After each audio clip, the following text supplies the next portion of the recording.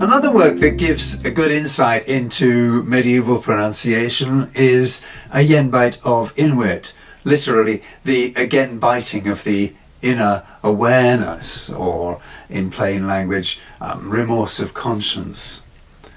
In medieval times, the title would have been pronounced something like Agenbite of inwit. I've already introduced the thorn, which we saw in the ormulum, and here we meet another medieval letter, the yogh, typically pronounced like the guttural ch in loch, but with several regional and collocational variants ranging from a y sound to a g sound.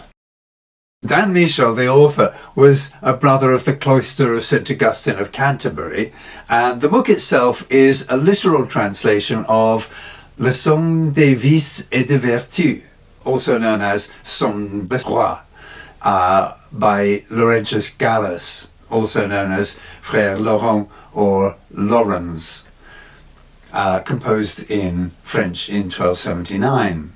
The main interest of Ayenbite of Inwyt lies in the fact that it was written in a known place, Northgate in Kent, at a known time, 1340, and the author specifically tells us that it is written in the English of Kent. This book is written mid Englis of Kent. So it's a kind of snapshot of the Kentish dialect at that time. Here are the opening lines of the preface.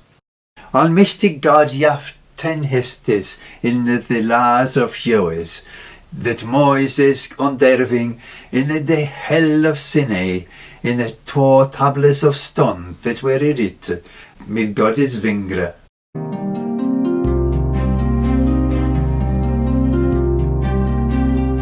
Most of that is fairly straightforward. We can see how the Kentish dialect tended towards rather than that and hell rather than that and hill, and v rather than f, as in vingre for finger, and onderving. The letter U is also pronounced as a V in this case, which is a variant of underfong, an Old English word meaning, in this context, received. If you're interested in a detailed explanation of the text and the dialect in which it was written, Richard Morris's 1866 edition, available on the Internet Archive, will tell you pretty much everything you could ever wish to know.